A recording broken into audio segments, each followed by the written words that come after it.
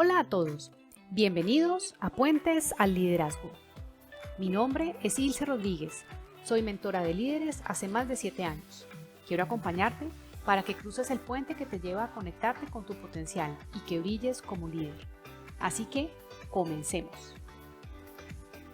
Bienvenidos a este nuevo episodio de Puentes al Liderazgo, el lugar donde compartimos con invitados como el día de hoy tenemos una muy especial, herramientas, tips, aprendizajes que te permitan conectar con tu verdadero potencial como líder. Entonces, gracias por estar acá y hoy tenemos para esta entrevista una invitada que es muy especial porque combina temas de liderazgo, ser una ejecutiva durante mucho tiempo, tener una formación bastante de hemisferio izquierdo. Ya nos va a contar Diana, nuestra invitada, un poco cuál es su formación y la razón por la cual está aquí como invitada es porque creo que tiene mucho para compartirnos sobre cómo liderar desde una manera mucho más empática, desde una manera mucho más desde la escucha. Entonces, Diana Zuluaga nos acompaña el día de hoy. La conozco hace algunos meses gracias al poder del networking. Hemos compartido en algunos eventos que ha propiciado una asociación de la cual hacemos parte de manera compartida. Y bueno, Diana, bienvenida a Puentes al Liderazgo y muchas gracias por aceptar esta invitación. Hola Ilse, ¿cómo estás? Mil gracias de verdad por la invitación, me siento muy honrada. Les cuento un poquito de mí, pues mi nombre es Diana Zuluaga, yo soy una apasionada por viajar, por aprender, por crear sueños, creo yo. De profesión soy ingeniera de sistemas, tengo una maestría en administración, una especialización en la Universidad de los Andes de información y acabo de terminar una especialización en creatividad estratégica. Llevo más de 25 años trabajando en el tema de TI, de tecnología, desarrollando soluciones para tránsito y transporte, para movilidad, creando negocios, articulando ecosistemas de innovación y pues como apoyando el desarrollo de estas comunidades. También he sido voluntaria muchos años, más de 15 años en diferentes organizaciones de líderes, también en Cámara Junior, que es una federación internacional, y ahorita pues en Unirgos. Wow, no, qué maravilla, Diana. Y es que realmente encontrarme con personas como tú me ilusiona mucho porque fíjate que tú tienes una formación desde la ingeniería de sistemas, desde una especialización en sistemas de la información y has trabajado en temas digitales, en temas de tecnología y uno pensaría que esos temas son como muy duros o como muy del lado hard en lo que tiene que ver con las personas que hacen parte de esa industria, que se dedican a ese tipo de labores, profesiones, ocupaciones. Y como les decía hace un momento, parte de las razones por las cuales quise invitar a Diana a conversar sobre liderazgo es porque encontré en ella, en las charlas que hemos tenido, las ocasiones que he tenido la oportunidad de escucharla, una sensibilidad muy especial que se aleja de lo típico que pensaríamos que es una ingeniera de sistemas con especialización en sistemas de información, con maestría en negocios y un montón de ideas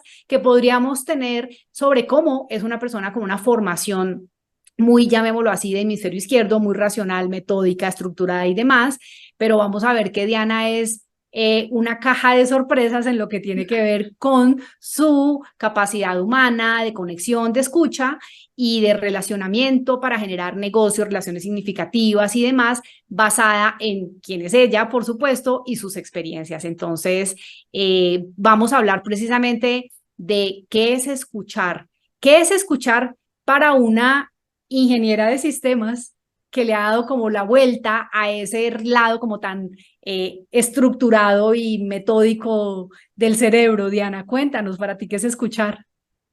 Pues Ilse, claro, o sea, es bien particular como que eso que me dices ahora y caigo a la cuenta de haber venido de un mundo tan técnico, del mundo de los ingenieros, porque hace 25 años soy ingeniero poco más y éramos muy poquitas mujeres. Entonces es empezar a entrar a ese mundo cuadriculado, en Excel y en cuadritos, a escuchar y hablar y a entender al otro. Entonces, de todas formas, en ingeniería de sistemas y en la vida real, cuando vos tenés que solucionar problemas, tenés que escuchar y tenés que encontrar en los, digamos, en la voz de los clientes cuáles son sus problemas. Entonces, esa empatía, el primer paso para esa empatía es la escucha, ¿cierto? Y es como cómo escuchamos de manera profunda, cómo escuchamos de manera atenta. Estamos en un momento súper hiperconectado, que yo creo que hemos perdido la capacidad de escuchar. Las pantallas nos alejaron. Ahora podemos reunirnos, apagar la cámara, entonces el 70% de la comunicación se pierde. Ya no podemos ni siquiera poder conectar con el otro desde la expresión y desde el lenguaje no verbal. Y en todos esos, digamos, procesos míos de liderazgo, digamos, yo siempre he buscado estar escuchando de manera presente, sin aparatos, sin juicios, sin el ruido que tenemos en la cabeza, para poder encontrar en el otro esas necesidades, esas angustias, eso que te quieren comunicar. Mm. ¿Cómo has hecho? Porque claro, estando y trabajando durante tanto tiempo en el sector de la tecnología, donde son los aparatos, las pantallas, los dashboards, la información, ¿cómo has hecho para poder lograr precisamente escuchar, dejando de lado eso? Mira, yo desde que empezó la pandemia, pues que fue como ese momento en que hicimos ese clic. Yo siempre encendía las pantallas, siempre primero le preguntaba a la gente cómo estaba, o sea, buscar romper el hielo y conectar con la persona y conectar con el ser humano que está al lado de la pantalla, porque estaba empezando a sentir que empezábamos reuniones con la cosa técnica, con la lista de tareas, uno no sabía si la persona que estaba al otro lado estaba enferma o no, si había amanecido bien, si su familia estaba bien, si había logrado cosas el día anterior, si estaba feliz.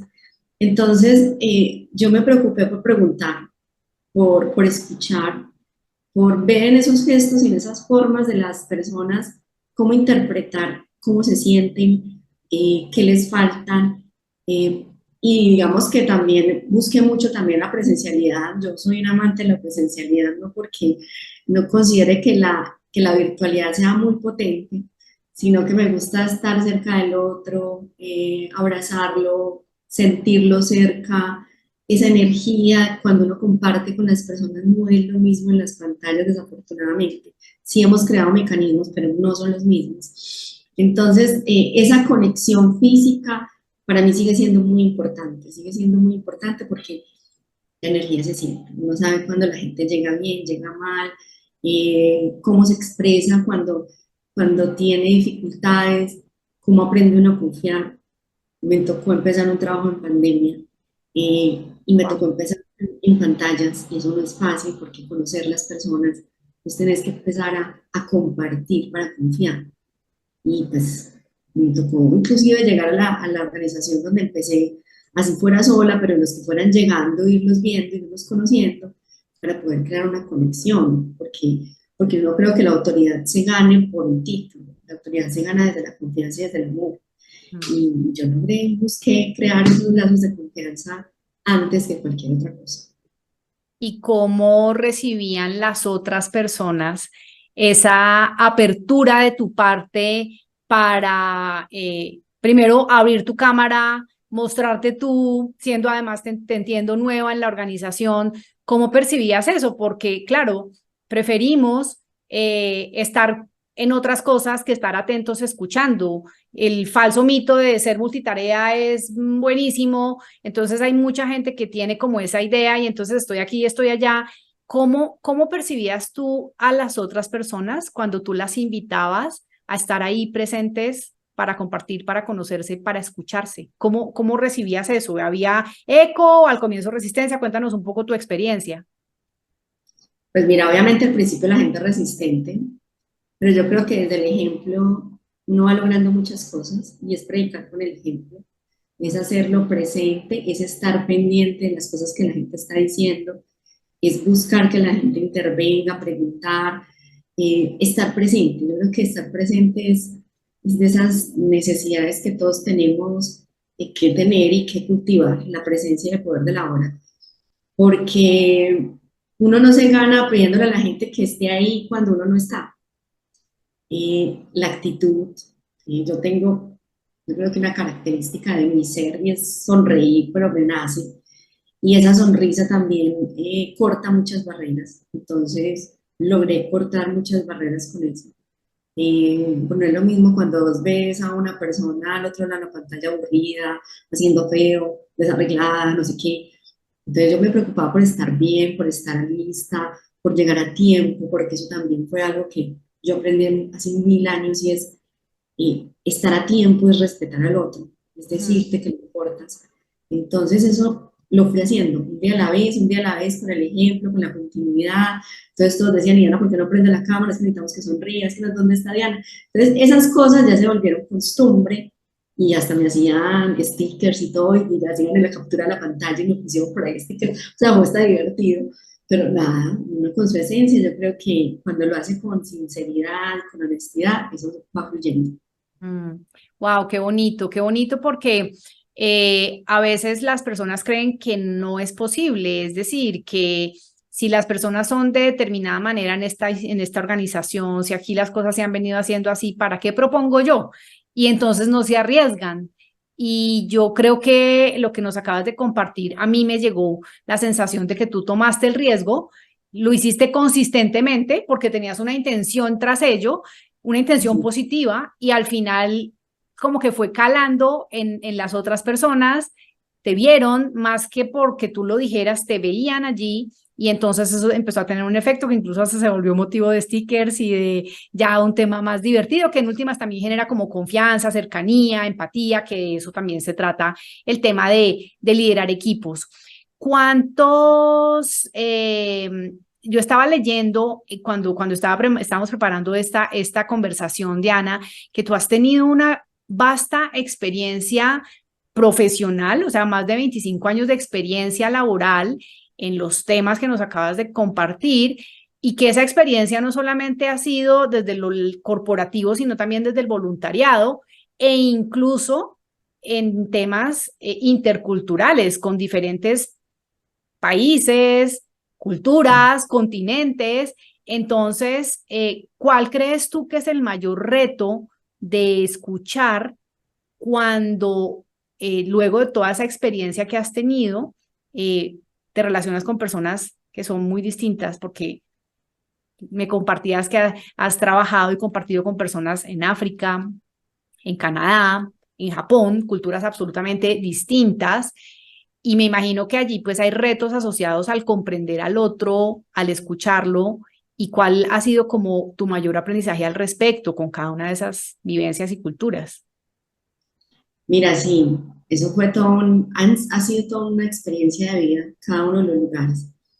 Porque yo creo que cada lugar es un mundo completo. O sea, cuando no hemos salido de la ciudad, cuando no hemos salido de nuestro círculo pequeño, pensamos que nuestro círculo pequeño es el mundo. Mm. No, realmente no. O sea, realmente hay millones de mundos como personas, pero sobre todo muchas culturas muy especiales. Tuve la oportunidad de estar en África 6 meses en Costa de Marfil, implementando un proyecto de tecnología de tránsito que no es fácil, que es un tema supremamente complejo.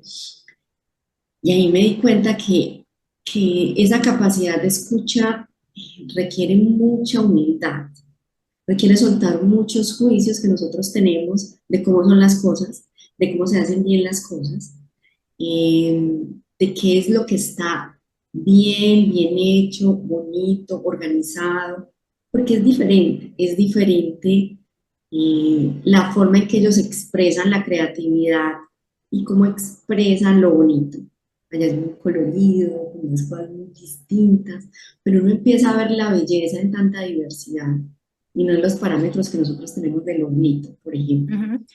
Eh, Escucharlos es abrirse la mente a entender que para ellos, por ejemplo, en África, eh,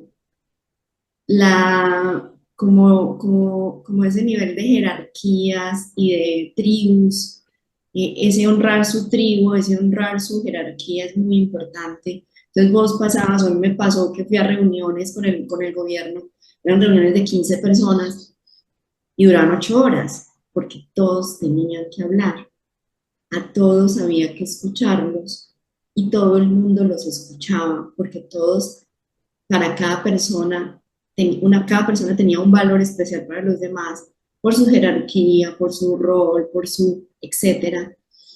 Y era increíble, porque para nosotros era a veces una perdera de tiempo. Yo decía, pero ¿cómo así que 8 horas y ya están diciendo lo mismo? No, hay que escucharlos a todos, Diana, me decían allá. Y yo, ay, Dios mío, ¿qué vamos a hacer? Pero eso le abre uno también la mente. Uno allá no sabe leer las facciones, uno no sabe si confiar o no, porque es una forma distinta. O sea, yo aquí sabía en quién confiar porque uno va aprendiendo a relacionarse con la gente, ¿cierto? Con los gestos, con la forma de expresarse, con todo.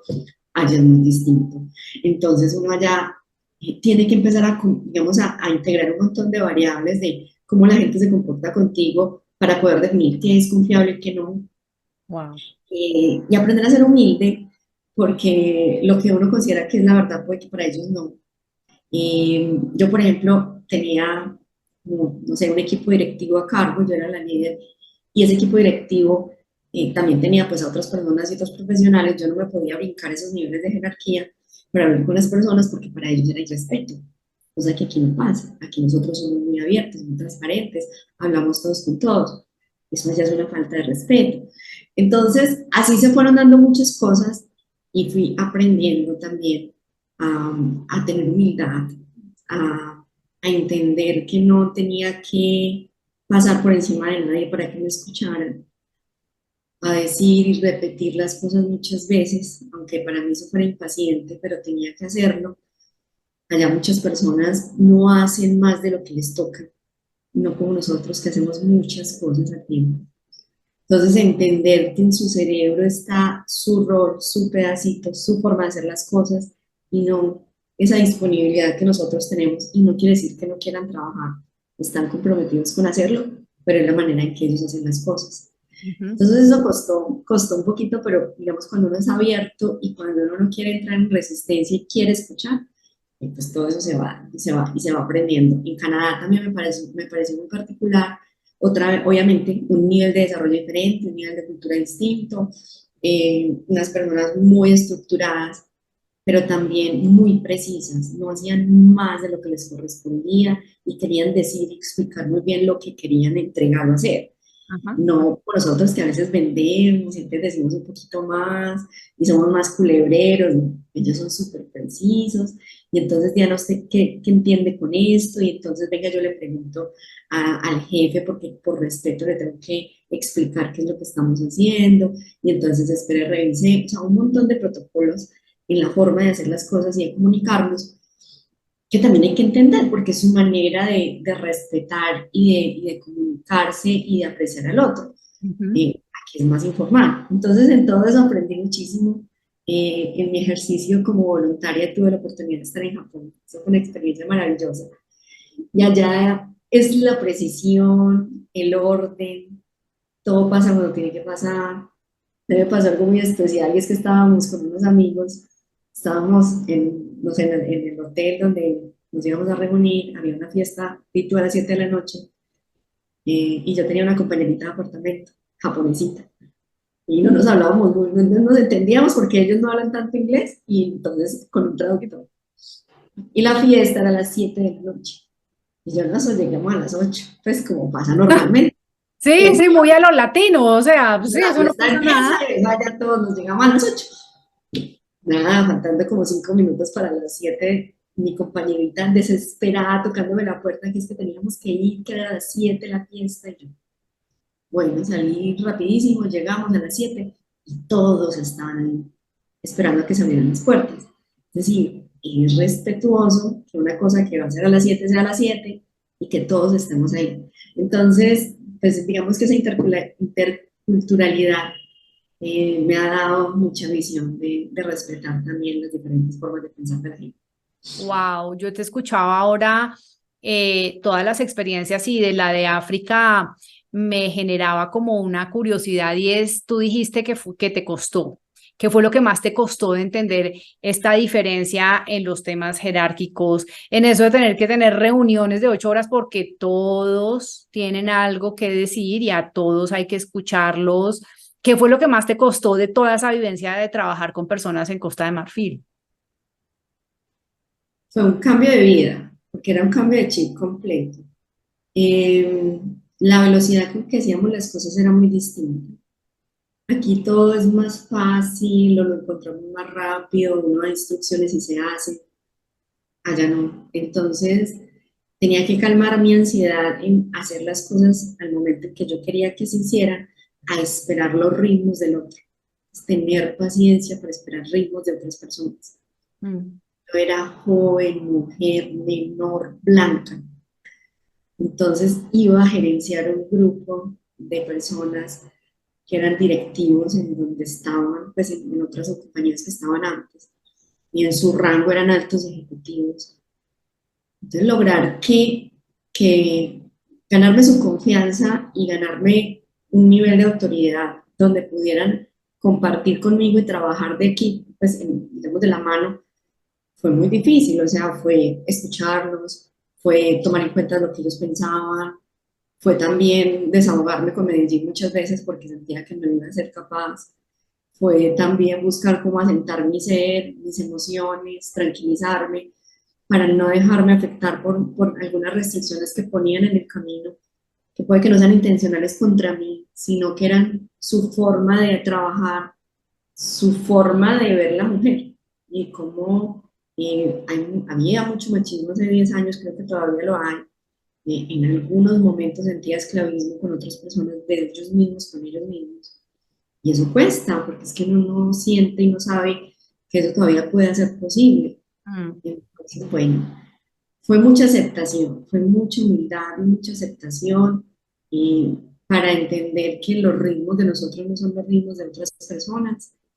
Y fue fluyendo las cosas, a veces había cosas muy difíciles y que necesitaba ayuda de un superior mío pues para que me hicieran caso. Ujú. En otros momentos también el poder del amor y el poder de la apertura lograba mucho más que solamente dar instrucciones. Entonces creé buenas relaciones con gente muy bonita, con la mayoría de ellos. Me puse a su servicio y me puse como a su disposición en ayudar. Y cuando había una dificultad, yo, ¿cómo ayudo? O sea, díganme, háganlo ustedes, pero díganme yo qué les puedo ayudar. Que ustedes son los que saben cómo se hacen las cosas aquí, pero díganme qué puedo hacer. Y nada, fue muy bonito porque al final inclusive me vine con traje africano, pues aprendí muchas cosas, tuve con muchas identidades con esas identificaciones muy bonitas, pero sí, es como esa disposición también de aprender de los demás. Qué bonito. Y una pregunta que va para ti, para obviamente basada en tu experiencia, pero sobre todo para muchos líderes que son impacientes o que sufren de ansiedad por la dificultad para comprender la velocidad del otro. En esa experiencia tan extrema, porque digamos que culturalmente tiene una connotación que la hace extrema y particular, eh, con todo y que más bien poniendo la humildad y poniendo como estos talentos que son mucho más desde lo humano, de todas maneras los resultados se dieron. Sí, sí, sí, sí. Las cosas se dieron. Es que al final de cuentas el trabajo lo hacen seres humanos, siempre, siempre. Entonces, nosotros podremos tener conocimientos técnicos muy sofisticados, podemos tener metodologías muy sofisticadas, pero si nosotros no tenemos siempre presente que es el ser humano el que hace las cosas y es el ser humano el que tenemos que motivar, inspirar y conectarnos para que haga las cosas y que nos ayude y que creemos comunidad, eh, difícilmente con instrucciones y metodologías se van a lograr las cosas. Entonces, ese poder y esa capacidad que en el fondo los líderes debemos tener de conectar y de crear relaciones significativas, productivas, duraderas y de largo plazo, eh, esa es yo creo digamos que la principal, eh, como el principal valor que de alguna forma deberíamos cultivar para lograr tener equipos de alto desempeño. Mm. Porque es que muchas veces se habla de equipos de alto desempeño basados en el resultado, en la medición, en los OKRs, en los KPIs, en el dashboard y, y dónde queda entonces cuando se enfocan en eso únicamente, dónde queda el que finalmente los dashboards se llenan gracias a que existen personas, a que los objetivos se obtienen porque existen personas ¿Y tú qué opinas de eso? Porque sigue habiendo de todas formas mucha tendencia a prestarle mucha más atención a eso, a que el alto desempeño está en función de un indicador que de generar, como tú decías, relaciones significativas. ¿Qué opinas de esa como doble o como como esos dos polos aparentemente opuestos? Yo creo que es una responsabilidad que tenemos todos los líderes de empezar a generar organizaciones conscientes y organizaciones que empiecen también a medir esas habilidades blandas, esa inteligencia emocional, que valoren esas capacidades en los líderes y que también las desarrollemos, porque es que uno tampoco puede permitir o puede, digamos, pretender pedirle a las personas que están trabajando con uno que tengan no sé, una serie de cantidad de habilidades o capacidades de entendimiento cuando uno tampoco se está esforzando en ayudárselas a desarrollar. Entonces, realmente el ser humano debería ser el foco de las organizaciones, el ser humano interno, para lograr que todos los resultados se den. Cuando uno realmente confía en su equipo, el equipo funciona. Cuando uno le desarrolla las habilidades, obviamente las evidencia a partir de las acciones, pero uno está más pendiente de cómo las personas pueden mejorar, no a quién le echo la culpa o a quién persigo por un resultado. Ujú. eh, las cosas se dan solas, los resultados se van dando solos. Líderes para mí son esas personas que se van de una organización y uno quisiera irse con ellos. Y uno anhela todavía volver a trabajar con ellos. Y tengo personas así, tengo líderes que han pasado por mi vida, que ellos se fueron de donde estén o lo que sea, y yo diría, muero por trabajar con él y muero por trabajar con ella, así sea gratis. Ojalá todos nosotros pudiéramos en algún momento decir eso, que la gente quisiera, así sea trabajar gratis, pero trabajar con uno. Entonces, pues nada, no, yo creo que esos son regalos que la vida le da a uno, pero sí tenemos que lograr organizaciones más conscientes y eso depende de los líderes también, y de los líderes de las organizaciones y de las cabezas de las organizaciones.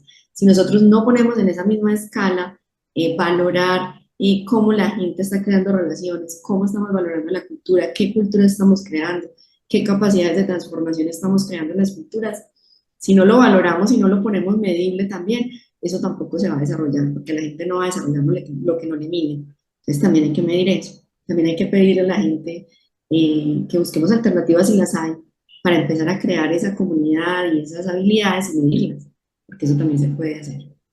Súper. Y además porque tú decías que los líderes son los que deben empezar a promover eso y yo coincido totalmente porque muchas veces el líder no compra la idea de este tema de las habilidades blandas, sino que está demasiado enfocado o excesivamente enfocado en el resultado, en los números y demás, y le piden a las personas de la organización que hagan cosas que ellos mismos no hacen.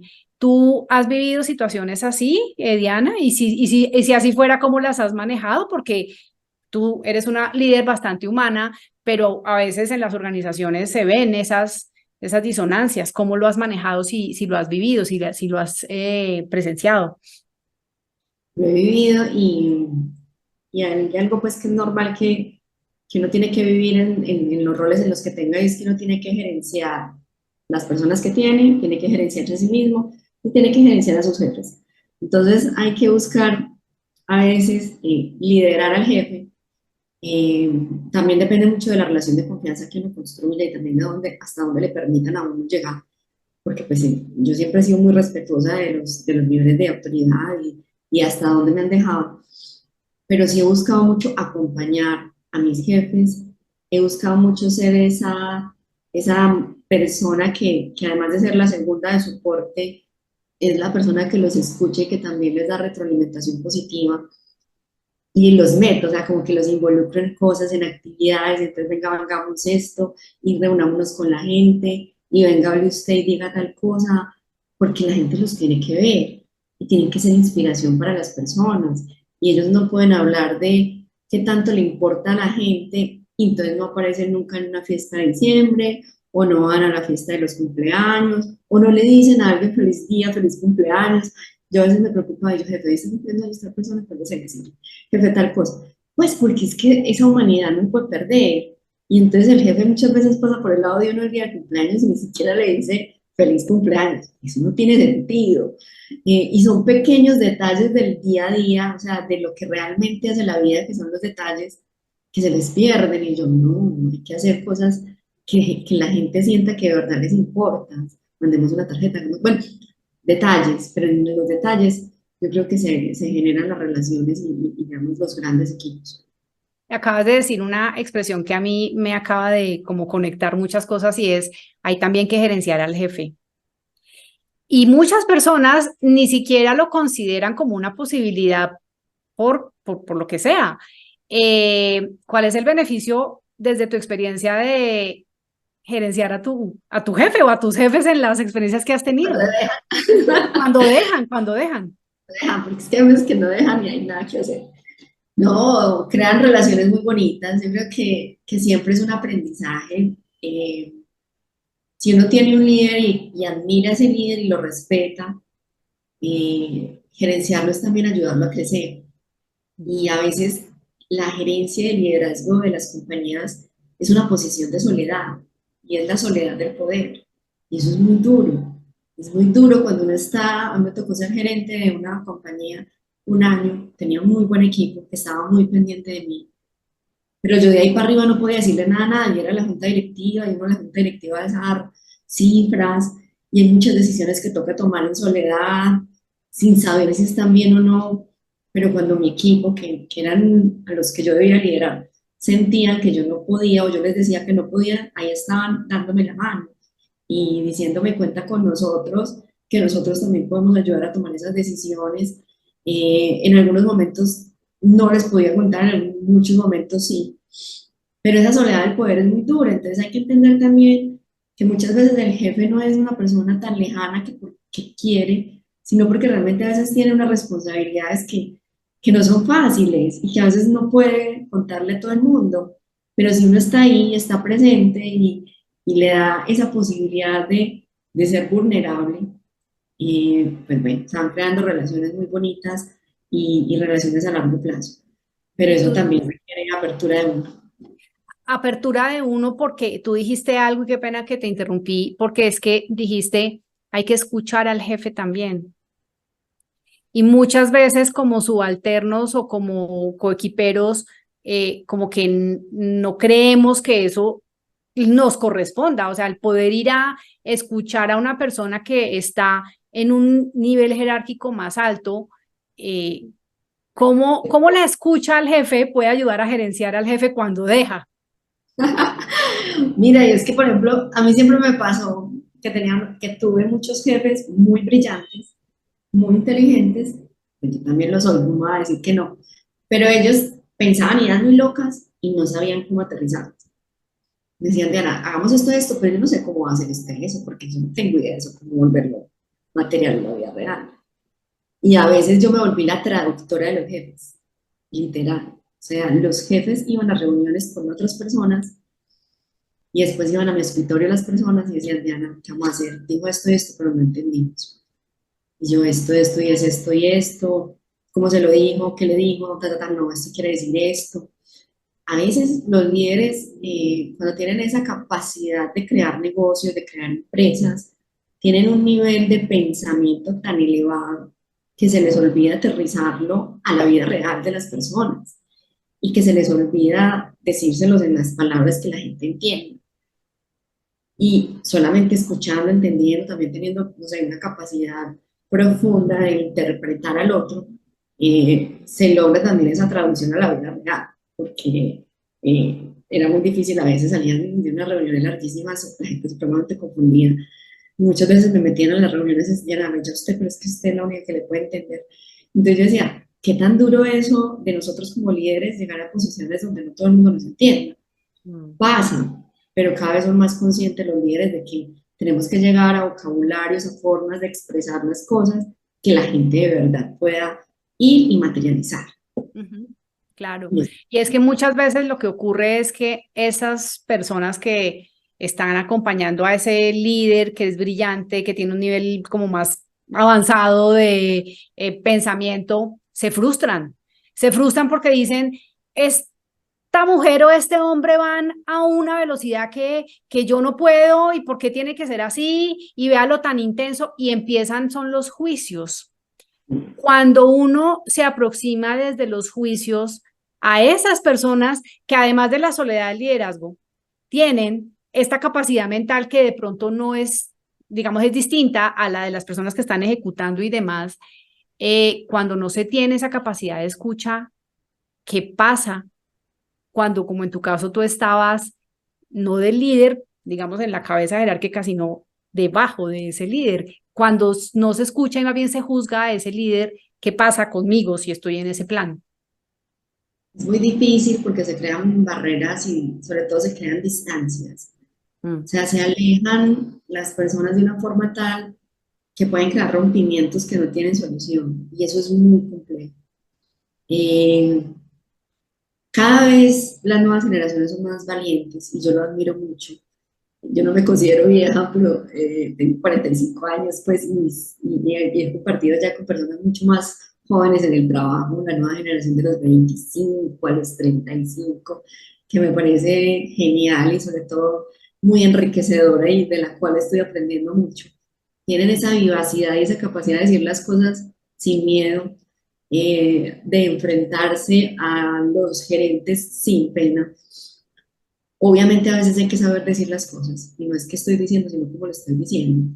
Y eso es muchos de los aprendizajes que he buscado darle a mis pupilos y es también cómo me acerco y cómo digo las cosas. Ujú. Pero sí tienen una valentía distinta y tienen un riesgo y una capacidad de expresar muy bonita. Pero si eso no se da, es un abismo completo que se crea entre las relaciones con los jefes. Y ahí es donde generamos tantas dificultades, llegar al trabajo sin un propósito, sin ganas de hacer las cosas, haciendo cosas que no son. Eh, Todo hay que entenderlo, así como tenemos que entender tanto al cliente, porque estamos hablando de un montón de metodologías hoy en día, de design thinking y demás, y empatizar con el cliente, y mil maneras de buscar los dolores del cliente. ¿Cuáles son los dolores de mi jefe? ¿Qué es lo que a él le duele? ¿Cómo se siente él reconocido? ¿Y cómo siente él que ha logrado y que hemos ejecutado cosas? ¿Cómo le gusta a él recibir la información? ¿Cómo le gusta a él que le cuenten las cosas? Es lo mismo que los clientes, solo que los clientes externos no son los únicos clientes que uno tiene. Uno, prácticamente los clientes son todas las personas con quien trabaja, quien vive, quién es su jefe, todos se vuelven clientes. Wow, qué bonito eso que acabas de decir, porque yo escucho mucho en líderes de gerencia media, mucha frustración respecto a sus jefes. ¿Cómo lidio con este jefe difícil? ¿Cómo hago con este jefe difícil? Y la realidad es que esa persona, primero, no está en las manos de nadie cambiarla, porque pues esa persona es esa persona. Y lo segundo es esa reflexión tan bonita que acabas de hacer de, ¿has pensado que tu jefe también tiene dolores y los conoces? ¿Has pensado que tu jefe tiene necesidades y de pronto tú no conoces? ¿Has pensado qué prefiere él, qué le ayuda, cómo le puedes ayudar? Entonces no se trata tanto de cómo es ese jefe o esa persona, sino cómo tú puedes manejarte, que ese lo conecto con lo que dijiste hace unos minutos, y es cómo te gerencias a ti, o sea, cómo gerencias esa relación con tu jefe a partir de ver que es otra persona como cualquier otra, que de pronto tiene una capacidad de pensamiento, digamos, más distinta, una mayor velocidad, una mayor perspectiva y a la vez una mayor soledad. Qué bonito, gracias Diana por compartirnos esa reflexión tan importante sobre la empatía con el jefe. Fíjate que estamos hablando de escucha en diferentes niveles, de escucha en diferentes culturas, y ahora llegamos mágicamente, sin que lo hubiéramos planeado, a cómo escuchar a una persona que es clave en nuestra vida, nuestro jefe, eh, desde la empatía y con menos juicio para ver de qué manera se le puede ayudar. Qué bonito. Muchas gracias, Diana, por compartirnos eso en esta conversación. Diana, háblanos un poco también de tu experiencia como voluntaria y eso, cómo ha incidido en tu vida. Ay, no, eso ha sido maravilloso. Yo creo que ser voluntaria a mí me cambió la vida para siempre. Siempre lo anhelo, lo recuerdo como de los mejores momentos de mi vida y creo que es un espíritu que nunca voy a dejar de tener.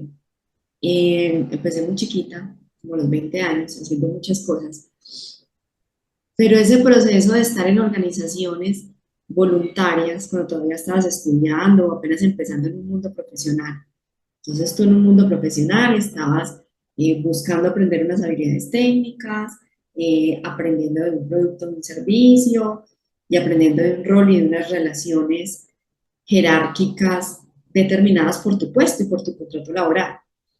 Pero cuando llegó al tema de voluntariado, era un tema de relaciones, era un tema de voluntad, de querer estar ahí, de querer disfrutar ese espacio y disfrutarlo juntos. Y rápidamente también me volví a la junta directiva, me volví presidenta local, me volví un montón de cosas, pero no porque yo estuviera buscando poder, sino porque la gente misma me ponía y porque me empecé a conectar con gente muy bonita y disfrutamos mucho todo lo que hacíamos. Invertíamos plata, tiempo, íbamos a todos lados, viajábamos, trabajábamos con personas supremamente distintas, pero lo hacíamos con pasión y con un propósito.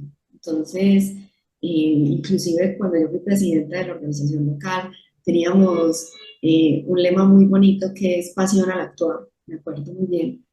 Y con esa pasión al actuar todo el mundo se empeliculó y eso nos emocionamos y creamos una identidad y éramos siempre juntos para arriba y para abajo, íbamos a los eventos nacionales e internacionales, pero creó como una coherencia y una fuerza de propósito muy bonita. Y eso me dio mucho aprendizaje de vida, me dio muchas habilidades también para compartir con la gente y sobre todo muchos recuerdos y muchos logros de hacer cosas que uno no se imagina que puede hacer estando en un entorno laboral es más difícil hacer. Hacíamos eventos donde convocábamos, no sé, 500 personas, donde hacíamos, no sé, premios para los líderes sobresalientes de Antioquia, hacíamos conferencias internacionales, un montón de cosas que uno nunca se imagina que es capaz de hacer porque apenas está en su posición de trabajo, digamos, haciendo cosas mucho más técnicas. Ujú. Entonces esa exposición que te da el voluntariado también te ayuda a desarrollar esas habilidades blandas desde muy chiquito.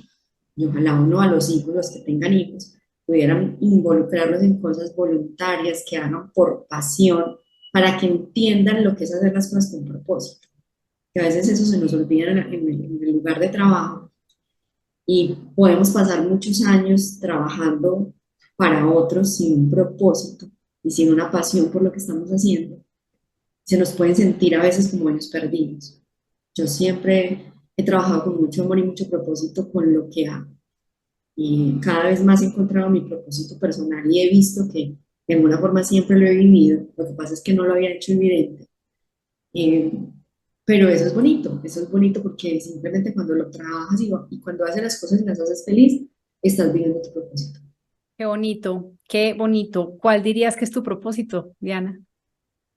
Mi propósito es ser fuente de transformación para la vida de las personas, para que puedan brillar con luz propia, para que puedan convertir sueños en realidades. Wow, y eso lo has logrado hacer en instituciones privadas, públicas, voluntarias, en diferentes, wow, Lugar. y es muy bonito que nos lo compartas y gracias por tu generosidad, porque a veces pensamos que el propósito es como algo que debería estar como abstraído a ciertos aspectos de la vida y resulta que el mundo laboral es el lugar donde mejor se podría hacer, digamos, darle vida a ese propósito si se conecta con no solamente lo técnico, sino todo esto que Diana nos acaba de compartir. Qué bonito. Oye, y para contribuir a esa transformación, tú me contabas cuando estábamos preparando también esta charla que en uno de tus, o en varios, no sé, de tus experiencias laborales como directiva, como ejecutiva, existía el escuchadero y o el lloradero. Cuéntanos qué era eso. ¿De qué se Hace trata eso del escuchadero y el lloradero? muy bonito porque hace poco, en mi última experiencia, pues digamos, en una de las experiencias laborales que he tenido, Eh, bueno, yo entré, digamos, en una posición en la corporación de directiva y empecé también a escuchar mucho a la gente porque es, digamos, mi mayor habilidad, de escuchar de manera profunda y atenta, eh, de no juzgar, sino que buscar entender.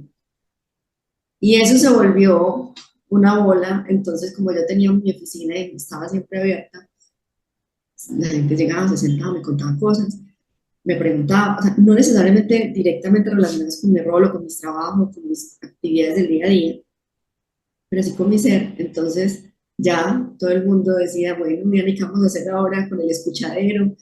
Que el lloradero, me mandaban, no sé, memes y cosas, y así se quedó mi oficina el escuchadero. Entonces, fue algo que salió de manera natural de la gente, pues yo no me lo imaginaba, pero de alguna forma conectó con lo que yo hacía y era y soy. Entonces me pareció muy bonito porque me dijeron qué vamos a hacer con el escuchadero y la llorería. Y ya se me quedó como con un nombre especial, esa actividad de poder tener un espacio para que los niños se expresaran y entenderlos desde el corazón.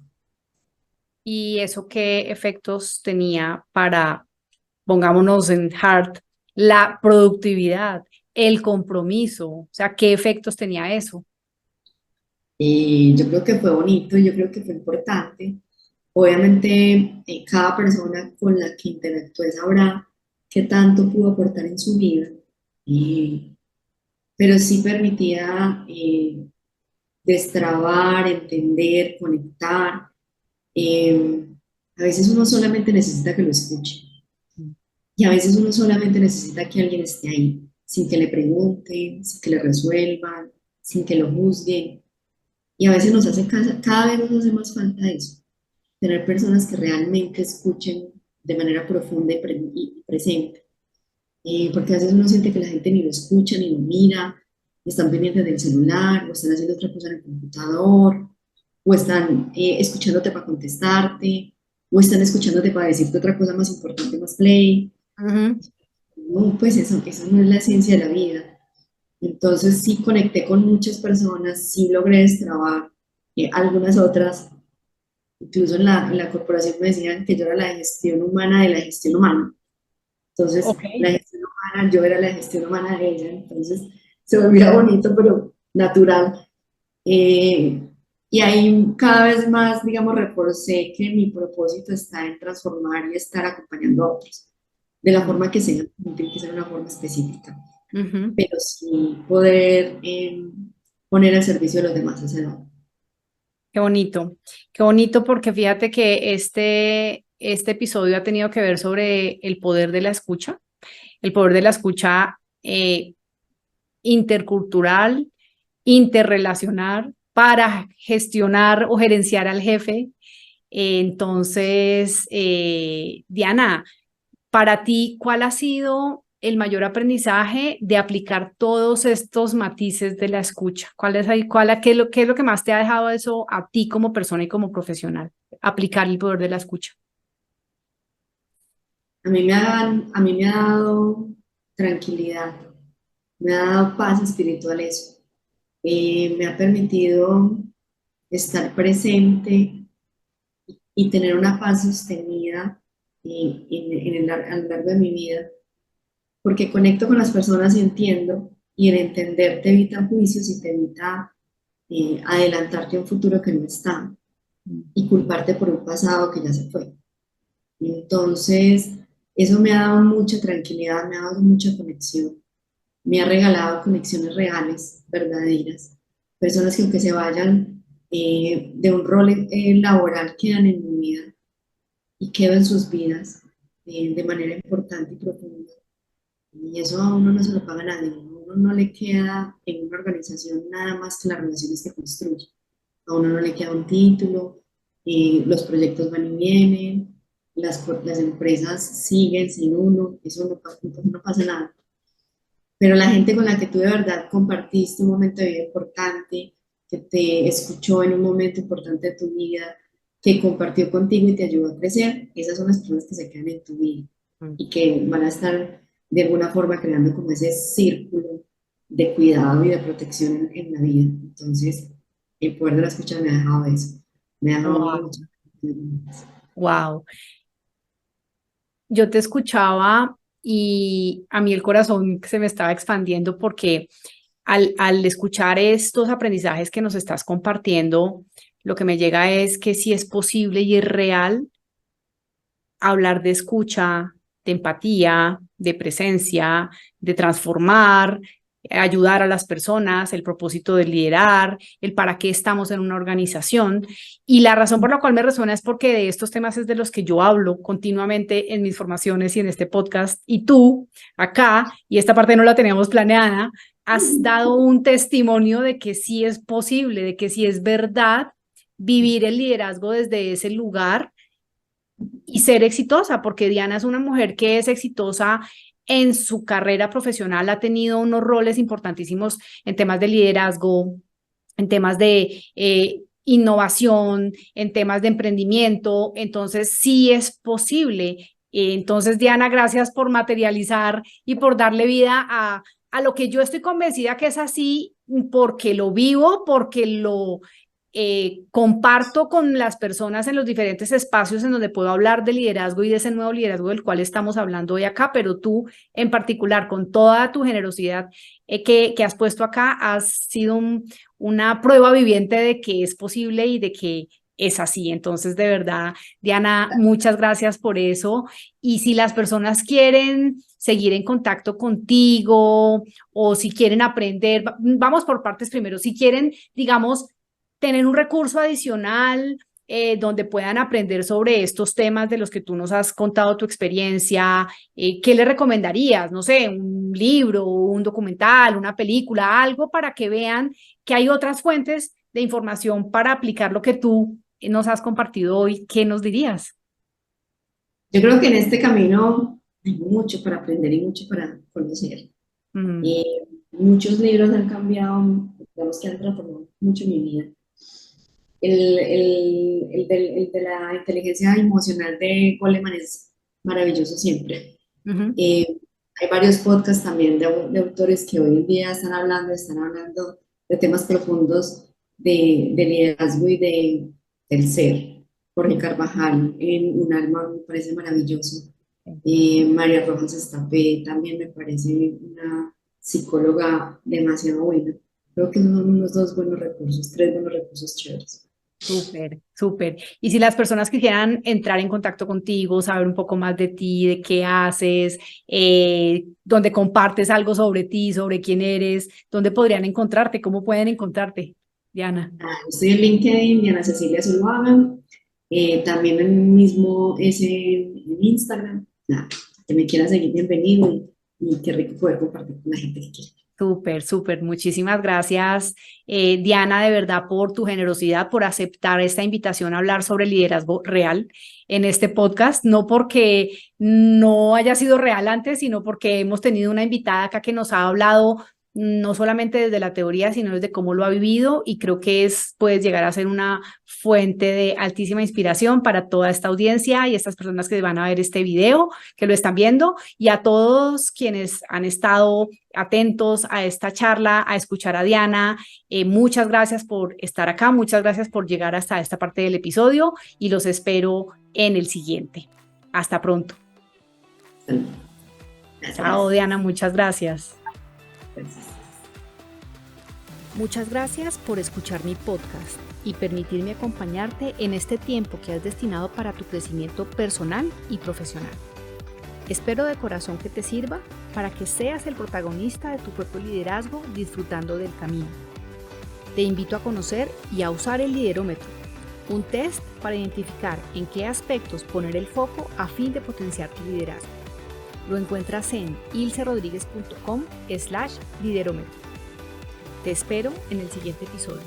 Hasta pronto.